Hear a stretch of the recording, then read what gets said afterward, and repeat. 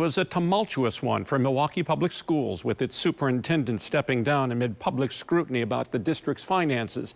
Yet there are success stories emerging from the state's largest school district, including a program that, as A.J. Bideport discovered, is helping students cope with the challenges of life by teaching them about something we must all confront: death.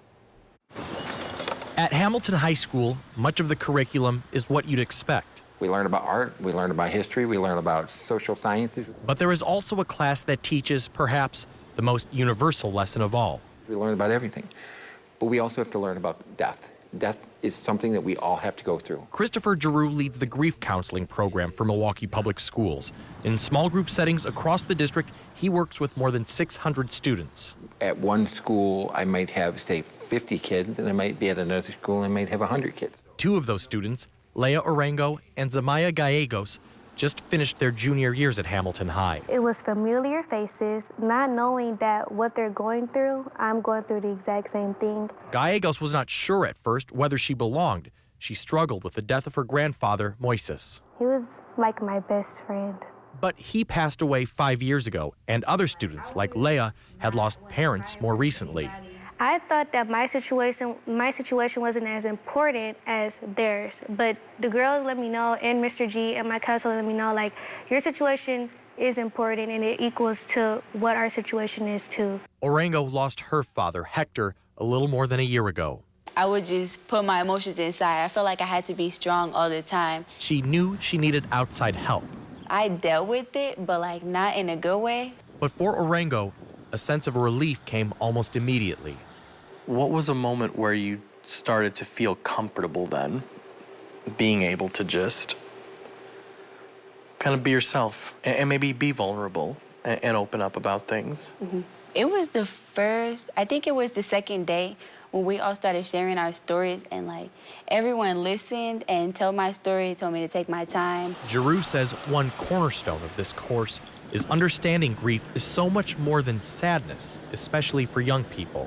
You have anger, you have guilt, you have a sense of loss that is, how do I understand what's going on?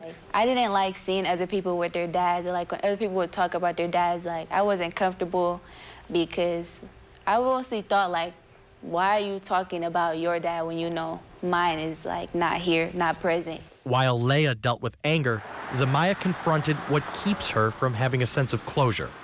The fact that I wasn't there and everybody else was, that was hard for me. She was not in the room when her grandfather took his final breath. Me wanting that closure of being there with him, like holding his hand, or just being in the same room, that would have gave me what I needed. The students know they still have a ways to go on their journey. I think I haven't been to the park since his passing. Zamaya admits she still has not brought herself to Tiffenthaler Park, the place she frequented with her grandpa. I don't know. Like, maybe reliving some of those memories that I had, I'm not open to them yet. But over the course of 16 weeks, there has been a lot of progress. I can talk to my family about it now because they know I'm in this group. And so I think them seeing me feel like a weight lifted off my shoulder. I feel more in control of my emotions, knowing that I don't have to be sad all the time, or I don't have to force myself to be happy. I could just be happy or be sad if I want to be sad.